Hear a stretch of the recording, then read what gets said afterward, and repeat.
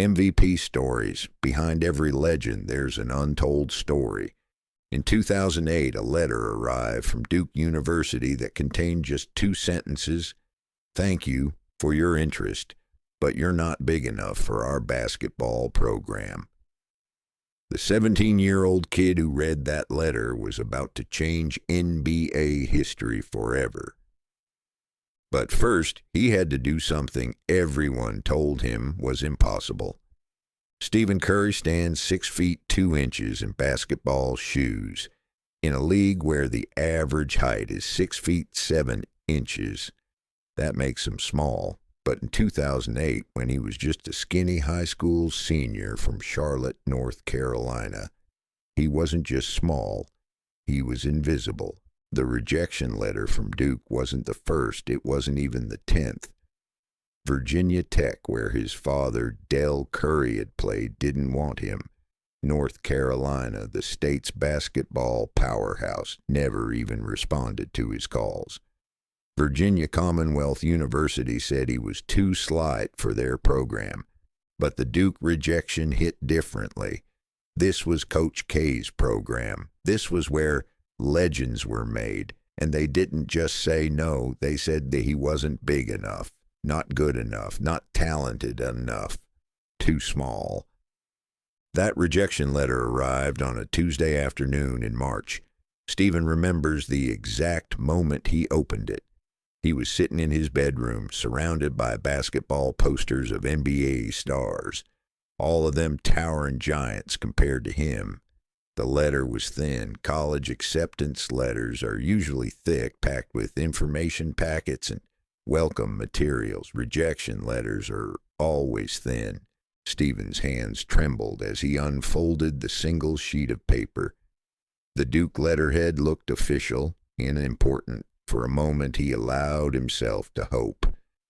Maybe they had changed their minds. Maybe they saw something in his game tape that others had missed.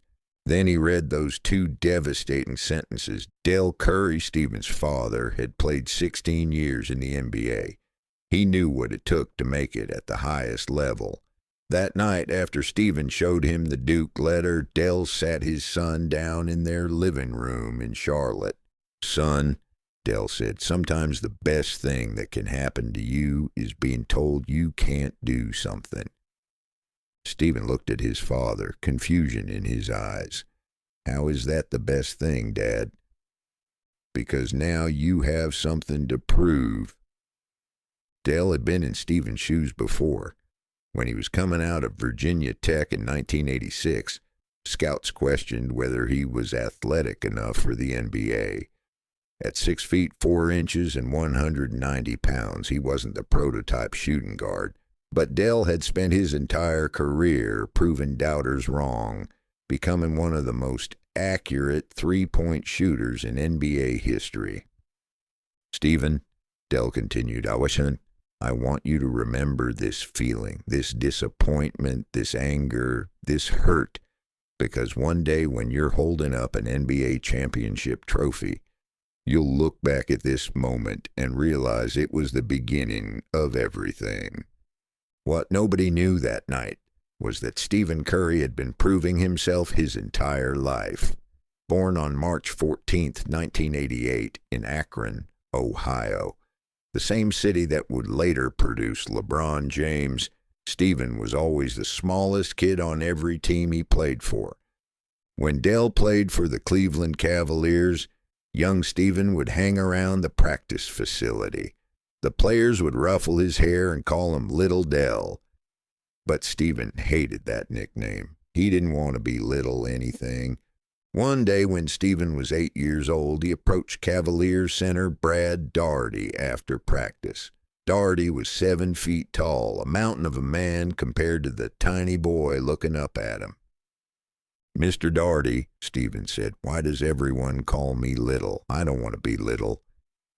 Daugherty knelt down to Stephen's eye level. "Son," he said, "it's not about how big you are on the outside. It's about how big you are on the inside. And from what I've seen, you've got the biggest heart of anyone in this building." Those words stuck with Stephen. Even as a child, he understood that he would have to find a different way to compete. He couldn't overpower anyone. He couldn't out-jump anyone, but maybe, just maybe, he could outthink them and outshoot them. By age 10, Stephen could already shoot better than most high school players, but shooting wasn't enough. Coaches wanted size. They wanted athleticism. They wanted players who looked like basketball players were supposed to look. Stephen didn't look like a basketball player. He looked like a kid who should be playing chess club, and his high school coach at Charlotte Christian School, Sean Brown, saw something different. During Stephen's sophomore year, Brown pulled him aside after a particularly frustrating practice where Stephen had been pushed around by bigger players. "Stephen," Brown said, "I need you to understand something. You're never going to be the biggest player on the court. You're never going to be the strongest. But you have something that can't be taught. You have vision. You see the game differently than everyone else. Don't try to be someone else. Be the best Stephen Curry you can be." But even Brown had moments of doubt. During Stephen's junior year, after a disappointing loss where Stephen shot poorly, Brown confided in his assistant coach. "I don't know if he's going to be able to make it at the next level," Brown admitted. "He's got the skills, but the size issue is real. College coaches aren't going to look past it." The assistant coach, Mike Gurley, disagreed. "Coach, I've been around basketball for 20 years. I've never seen a kid with Stephen's feel for the game. Trust me, someone's going to see what we see." But as Stephen's senior year progressed, it became clear that Gurley might be wrong. The phone wasn't ringing. The letters weren't coming. Major college programs were looking right past the skinny kid from Charlotte. With major colleges turning their backs on him, Stephen had limited options. His AAU coach, Sean Brown, made some calls. A small school in North Carolina was interested, Davidson College. Davidson wasn't exactly a basketball powerhouse. They were a small liberal arts school with about 1,800 students. Their basketball program was known more for producing Rhodes Scholars than NBA players. But Davidson had something the big schools didn't. They believed in Stephen Curry. Bob McKillop, Davidson's head coach, had been watching Stephen play since he was 15.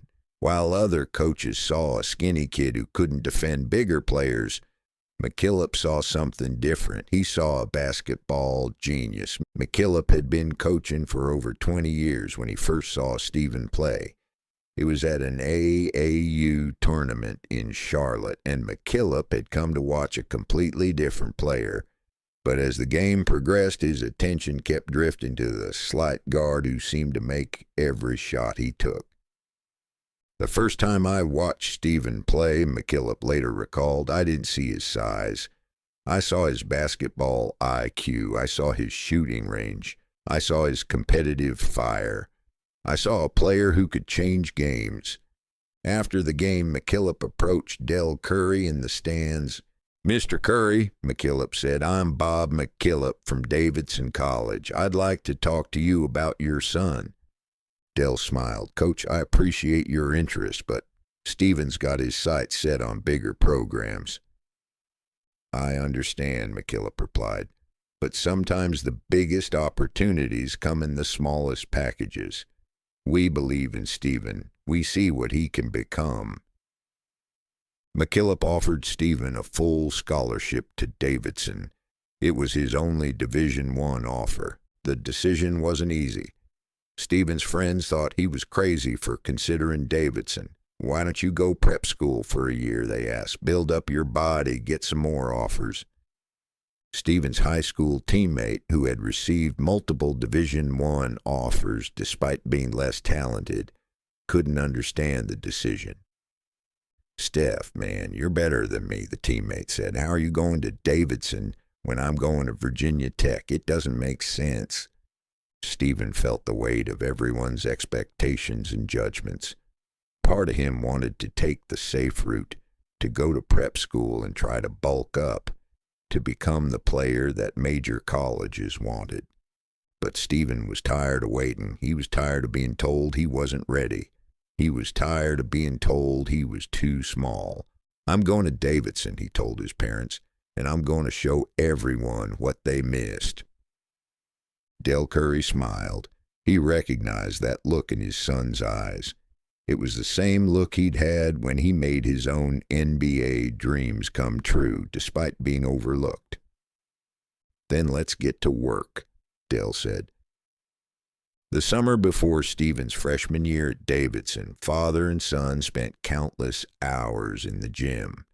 Dell, who had been one of the NBA's best shooters, worked with Stephen on his mechanics, his footwork, his release point. But more importantly, Dell worked on Stephen's mind. "Son, you're going to face bigger, stronger, faster players your entire career," Dell told him during one of their training sessions. "But basketball isn't just about size. It's about skill. It's about intelligence. It's about heart. And you have all three." They would arrive at the gym at 6 a.m. before anyone else was awake. Dell would set up cones and chairs, creating obstacles for Stephen to shoot around. He would have Stephen practice shooting while being pushed and bumped, simulating the physical play he would face in college. "The shot has to be the same every time," Dell would say. "Whether you're wide open or someone's draped all over you. Whether you're tired or fresh. Whether you're confident or doubting yourself. The shot stays the same." Stephen absorbed every word, every drill, every piece of advice. One morning, as they finished a particularly grueling workout, Dell put his arm around his son's shoulder. "Stephen," he said, "I want you to remember something. Every great player in history has been told they couldn't do something. Michael Jordan was cut from his high school team. Magic Johnson was told he was too tall to play point guard. Larry Bird was considered too slow. What made them great wasn't that they never faced doubt. It's that they used that doubt as fuel." By the time he arrived at Davidson in the fall of 2006, Stephen Curry was ready to prove everyone wrong. Stephen's first game at Davidson was against Eastern Michigan on November 11, 2006. He was nervous. The gym held about 5,000 people, but it felt like 50,000 to the 18-year-old freshman. In the locker room before the game, Stephen's hands were shaking as he laced up his sneakers. His teammate, Jason Richards, noticed his nervousness. "You okay, Rook?" Richards asked. "Yeah, this is it, you know. This is my chance to show everyone they were wrong about me." Richards, a senior point guard, sat down next to Stephen. "Listen, man, forget about everyone else. Forget about the scouts who didn't recruit you. Forget about the coaches who said you were too small. Tonight, it's just basketball, and you're the best basketball player I've ever played with." Coach McKillop pulled him aside before the game. "Stephen, forget about your size. Forget about what people say you can't do. Just play basketball." Stephen nodded. He took a deep breath, and then he went out and scored 15 points in his college debut. It was a solid start, but nothing spectacular. The real breakthrough came 3 games later against Michigan. Michigan was a Big Ten school with big-time players. They had size, athleticism, and a reputation for crushing smaller schools like Davidson. The Michigan players had done their homework on Davidson. During warm-ups, Stephen overheard 2 Michigan players talking. "That's the kid everyone's talking about," one of them said, looking at Stephen. "He looks like he should be in the student section, not on the court." The other player laughed. "This is going to be easy." Stephen pretended not to hear, but the words burned inside him. He had heard variations of those comments his entire life. Tonight he was going to make them regret it. With 2:30 left in the game, Davidson was down by 8 points. The crowd was getting ready to leave. Michigan's players were already celebrating. That's when Stephen Curry took over. First, he hit a three-pointer from the top of the key. The Michigan players looked surprised but not worried. Lucky shot, they thought. Then another from the corner. Now they were paying attention. Then a pull-up three from 25 feet that made the Michigan bench stand up in disbelief. The same players who had mocked him during warm-ups were now staring in amazement. In less than 2 minutes, Stephen scored 12 points and led Davidson to an upset victory. As the final buzzer sounded, Stephen walked past the Michigan player who had called the game easy. "How'd that work out for you?" Stephen said with a smile. The Michigan coach, Tommy Amaker, sought out Stephen after the game. "Young man," he said, "you're going to be special." But the real validation came from an unexpected source. After the game, Stephen's phone buzzed with a text message from his father. "That's my son." 3 simple words that meant everything. As Stephen's freshman season progressed, word began to spread about the skinny kid from Davidson who could shoot from anywhere on the court. Sports writers started showing up to games. Scouts began taking notes. ESPN's Dick Vitale attended a Davidson game in February and was immediately captivated by Stephen's play. "This kid is special, baby," Vitale said during the broadcast. "He's got that it factor. He reminds me of a young Larry Bird. Not the most athletic guy on the court, but he just knows how to play the game." But Stephen wasn't satisfied with just being a good college player. He had bigger dreams. "I want to play in the NBA," he told Coach McKillop one day after practice. McKillop looked at his star player. Stephen was still just 6 feet 2 inches and maybe 180 pounds soaking wet. The NBA seemed like a long shot. "Stephen," McKillop said carefully, "the NBA is a different level. The players are bigger, stronger, faster." "Coach," Stephen interrupted, "with all due respect, people have been telling me I'm too small my entire life. I'm tired of hearing it." McKillop smiled. "Then let's get you ready for the NBA." By Stephen's sophomore year, Davidson was no longer a secret. They were ranked in the top 25, and Stephen was being mentioned as a potential NBA prospect. But it was March 2008 that changed everything. Davidson entered the NCAA tournament as a 10 seed. Nobody expected them to do much damage. Their first-round opponent was Gonzaga, a 7 seed with size, experience, and a history of tournament success. The night before the game, Stephen couldn't sleep. He kept thinking about all the coaches who had rejected him, all the people who said he was too small, all the doubts that had followed him his entire life. At 2 a.m., he got out of bed and called his father. "Dad, I can't sleep," Stephen said. "Nervous?" Dell asked. "Not nervous, excited. Tomorrow everyone's going to see what they missed." Dell chuckled. "Son, they've been seeing it all season. Tomorrow they're just going to see it on a bigger stage." "Dad, what if I fail? What if all those coaches were right? What if I really am too small?" There was a pause on the other end of the line. Then Dell's voice came through, strong and reassuring. "Stephen, let me tell you something. I've watched you play basketball since you were 5 years old. I've seen you face bigger, stronger players your entire life. And every single time you found a way to succeed. Not because you're the biggest or the strongest, but because you're the smartest and you work the hardest.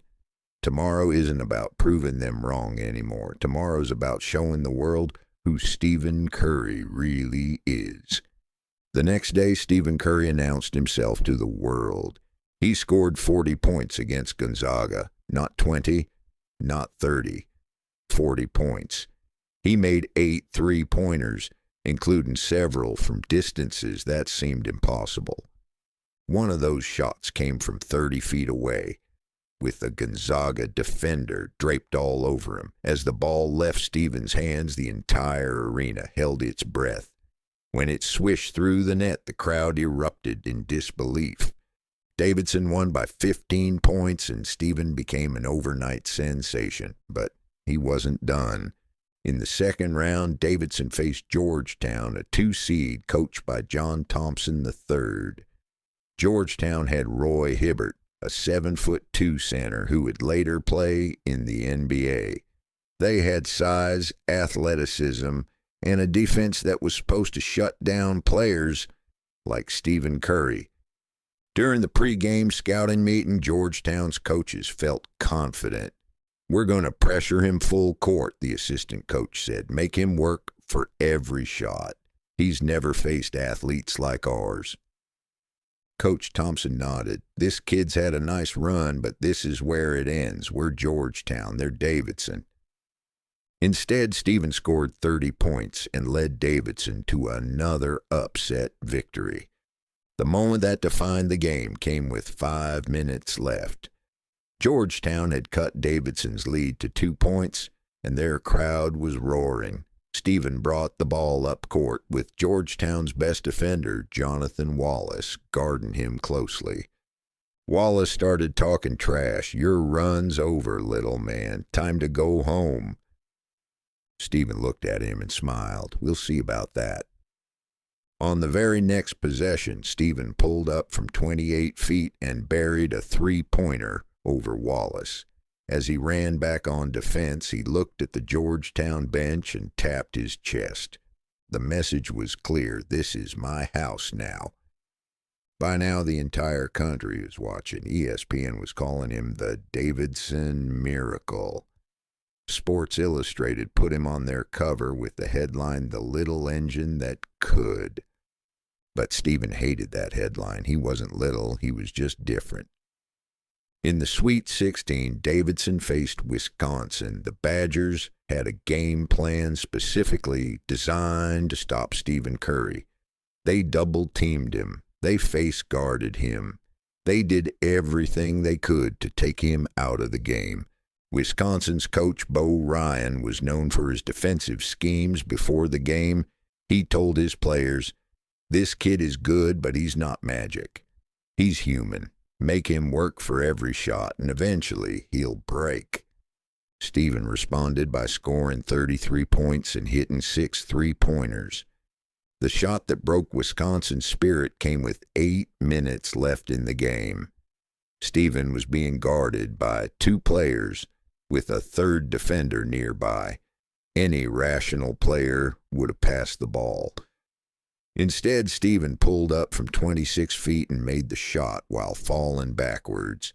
As the ball went through the net, Wisconsin's bench fell silent. They knew they were witnessing something special. Davidson was going to the Elite Eight. Their opponent was Kansas, the eventual national champions. Kansas had future NBA players Cole Aldrich, Mario Chalmers, and Darrell Arthur. They were bigger, stronger, and more talented than Davidson, but they had never faced anyone like Stephen Curry. Kansas coach Bill Self had studied hours of film on Stephen. "He's the most dangerous player we've faced all season," Self told his team. "Not because he's the most athletic, but because he's the smartest. He sees things before they happen. We have to be perfect on defense." With 2:30 left in the game, Davidson was down by 2 points. The crowd was on its feet. The entire country was watching. Stephen brought the ball up court. He looked at the Kansas defender guarding him. The defender was playing him for the drive, expecting Stephen to try to get to the basket. Instead, Stephen pulled up from 30 feet and buried a three-pointer that sent the Davidson crowd into hysteria. As the ball went through the net, Stephen looked up at the crowd and spread his arms wide. For a moment, he allowed himself to believe that anything was possible. Davidson had taken the lead with 2:17 remaining, but Kansas responded. They scored the next 5 points and took a 3-point lead with 30 seconds left. Stephen had one more chance, one more shot to keep the dream alive. He got the ball with 16 seconds remaining. The Kansas defender was draped all over him. The shot clock was running down. Stephen pulled up from 25 feet. The ball left his hands with perfect rotation. The gym went silent. For a moment, time stood still. This was the shot that would either send Davidson to the Final Four or end their magical run. The shot hit the front of the rim and bounced out. Davidson's magical run was over. They had lost by 2 points to the eventual national champions. But Stephen Curry had proven something that night. He had proven that size doesn't matter, that heart beats height, that skill conquers strength. As he walked off the court, tears streaming down his face, Stephen received a standing ovation from the Kansas fans. They knew they had witnessed something special. Kansas player Cole Aldrich found Stephen in the tunnel after the game. "Man," Aldrich said, "you're the best player I've ever played against. You're going to be special in the league." Stephen wiped the tears from his eyes. "Thanks, man. That means a lot." "I'm serious," Aldrich continued. "I've played against everyone. All the top recruits, all the McDonald's, all Americans.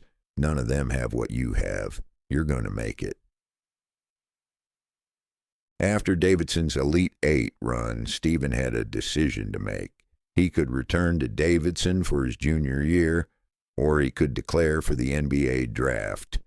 The smart money said he should stay in school. NBA scouts were still questioning his size, his ability to defend bigger players, his ability to create his own shot against elite athletes. But Stephen had already made up his mind. He was ready for the next level. "I'm declaring for the draft," he told Coach McKillop. McKillop wasn't surprised. "You sure you're ready, Stephen?" "Coach, I've been ready my whole life. I just needed the chance to prove it." The 2009 NBA draft was loaded with talent. Blake Griffin was the consensus #1 pick. James Harden was projected to go in the top 5. Tyreke Evans, Ricky Rubio, and DeMar DeRozan were all expected to be selected before Stephen. The night before the draft, Stephen was at home in Charlotte with his family. The projections had him going anywhere from 7th to 15th. Teams were still concerned about his size. "You know what's funny?" Stephen told his father as they watched NBA draft coverage on ESPN. "They're still talking about my size. After everything I did at Davidson, they're still talking about my size." Dell nodded. "Son, they'll always talk about your size until you make them talk about something else." "Like what?" "Like championships." Draft night, June 25th, 2009. Stephen was in New York with his family, waiting for his name to be called. The first pick, Blake Griffin to the Clippers, expected. Second pick, Hashim Thabit to the Grizzlies, the 7'3" center from UConn, who was supposed to be the next great NBA big man. Third pick, James Harden to the Thunder, another expected selection. Fourth pick, Tyreke Evans to the Kings. Fifth pick, Ricky Rubio to the Timberwolves. Sixth pick, Johnny Flynn to the Timberwolves. Stephen was still waiting. His palms were sweating. His heart was racing. Seventh pick. With the 7th pick in the 2009 NBA draft, the Golden State Warriors select Stephen Curry from Davidson College. Stephen hugged his family. He had made it. He was going to the NBA. But even on draft night, the doubts persisted. ESPN analyst Jay Bilas said, "Curry is a good shooter, but I'm not sure he has the size to be a consistent scorer at the NBA level." Another analyst added, "He'll need to prove he can defend bigger guards and create his own shot against elite athletes." Stephen heard every word. He remembered every doubt. 3 weeks later, Stephen reported to his first Warriors practice. The team was coming off a 29-53 season. They hadn't made the playoffs in 15 years. They were rebuilding around young players and hoping for the best. Stephen's first NBA practice was against players who were bigger, stronger, and more athletic than anyone he had faced at Davidson. But something strange happened that day. Stephen held his own, more than held his own. He was making shots from distances that made his new teammates stop and stare. After practice, Warriors veteran Corey Maggot pulled Stephen aside. "Rook," Maggot said, "I don't know what they told you about being too small, but you better forget all that. You're going to be fine in this league." Stephen smiled. "Thanks, vet, but I already knew that." Stephen's rookie season was solid, but not spectacular. He averaged 17.5 points per game and made the all-rookie first team. But the Warriors still missed the playoffs, and critics continued to question whether Stephen could be the centerpiece of a winning team. The real breakthrough came in his second season. Stephen had worked all summer on his strength and conditioning. He had studied film. He had refined his shot selection. But most importantly, he had developed something that couldn't be taught, an unshakable confidence. "I know I can play in this league," Stephen told reporters before his second season. "I know I can be great in this league. Now it's just about proving it." The proof came in bunches. Stephen began hitting three-pointers from distances that seemed impossible. He was pulling up from 30 feet in transition. He was shooting over double teams. He was making shots that defied basketball logic. But it wasn't just the shooting. Stephen was becoming a complete player. His ball handling improved. His court vision expanded. His leadership grew. By his third season, Stephen was an all-star. By his fourth season, he was leading the Warriors to the playoffs for the first time in 6 years. But the real vindication came in 2014-15, Stephen's sixth season. That year, Stephen averaged 23.8 points per game and led the Warriors to 67 wins, the most in franchise history. He was named the NBA's most valuable player, becoming the first player in NBA history to win the award unanimously. More importantly, the Warriors won the NBA championship, their first in 40 years. As Stephen held the Larry O'Brien trophy above his head, he thought about all the people who had told him he was too small, all the coaches who had rejected him, all the scouts who had questioned his ability. They were all wrong. But Stephen's greatest moment of vindication came 2 years later in the 2016-17 season. That year, the Warriors won 73 games, breaking the NBA record for most wins in a regular season. Stephen averaged 30.1 points per game and made 402 three-pointers, shattering his own NBA record. He won his second MVP award, again unanimously. But the real statement came in the playoffs. In Game 4 of the Western Conference Finals against the Portland Trail Blazers, Stephen did something that perfectly encapsulated his journey from rejected high school player to NBA superstar. With 12 seconds left in overtime and the Warriors down by 2, Stephen got the ball 37 feet from the basket. The entire Trailblazers team was focused on him. The crowd was on its feet. Stephen looked at the defender guarding him, a player who was 6 inches taller and 40 pounds heavier. Then Stephen did what he had been doing his entire life. He proved that size doesn't matter. He pulled up from 37 feet and buried the game-winning three-pointer. As the ball went through the net, Stephen turned to the crowd and tapped his chest. The message was clear. This is who I am. This is what I can do. Today, Stephen Curry is widely considered one of the greatest players in NBA history. He has won 4 NBA championships, 2 MVP awards, and has revolutionized the way basketball is played. But more than his individual accolades, Stephen has changed the entire sport. Because of him, teams now value shooting oversized. Players now practice three-pointers from distances that were once considered impossible. The NBA has become a league where skill matters more than height. Stephen Curry didn't just prove his doubters wrong, he changed the very definition of what an NBA player could be. In 2019, Stephen was asked about his journey from rejected high school player to NBA superstar. "You know what's funny?" he said. "People used to tell me I was too small to play basketball. Now kids who look like me see that they can make it too. That's the real victory." The kid who was told he was too small didn't just make it to the NBA. He didn't just become a star. He became a revolutionary. He took a sport that had always valued size over skill and turned it upside down. He proved that heart beats height, that intelligence conquers athleticism, that skill's more important than size.